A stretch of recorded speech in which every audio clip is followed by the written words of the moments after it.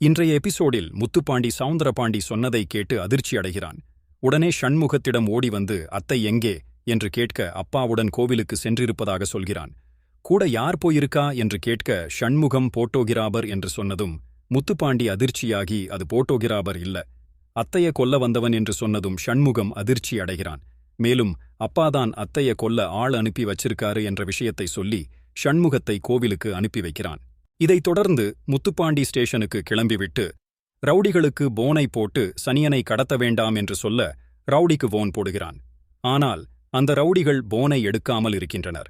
பின் ரவுடிகள் முத்துப்பாண்டிக்கு போன் செய்து சனியனை கடத்திவிட்டதாக சொல்கின்றனர். இதை கேட்டு அதிர்ச்சி அடைந்த முத்துப்பாண்டி சனியனை மறுபடியும் கடத்திய இடத்திலேயே விட்டுவிடுங்கள் என்று சொல்ல ரவுடிகள் பதறிப்போய், ஐயோ அது முடியாது, நாங்க மறுபடி அங்கே போனா போலீஸ் பிடிச்சிடும் என்று சொல்ல அதெல்லாம் ஒண்ணுமாகாது என்று பேசிக் கொண்டிருக்கின்றனர்.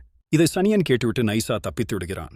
உடனே ரவுடிகள் முத்துப்பாண்டி சார், சனியன் நாம பேசியதை கேட்டுவிட்டு தப்பித்து விட்டான் என்று சொல்ல முத்துப்பாண்டி டென்ஷன் ஆகி, ஒரு ஆளை ஒழுங்க பாத்துக்க தெரியலையா, போங்க போய் சனியனை தேடுங்க என்று ஆத்திரத்தில் கத்துகிறான்.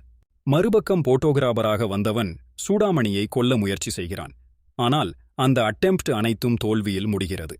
இதைத் தொடர்ந்து கோவிலில் எலக்ட்ரிக்கல் வேலைகள் நடந்து கொண்டிருக்கிறது. இதைத் தொடர்ந்து அந்த போட்டோகிராபர் சூடாமணியை சுட சரியான நேரத்தை பார்த்து கொண்டிருக்கும் போது ஷண்முகம் அம்மா என்று கத்த பதறிப்போன போட்டோகிராபர் எலக்ட்ரிக்கல் ஒயரை மிதித்து ஷாக் அடித்து மயங்கி விழுகிறான். உடனே பதறிப்போன சூடாமணி எந்த ஒரு உயிரும் போகக்கூடாது, எப்படியாவது இந்த பையனை காப்பாத்து ஷண்முகம் என்று சொல்ல அம்மாவை கொல்ல வந்தவனை காப்பாற்றும் வேலையில் இறங்குகிறான் ஷண்முகம்.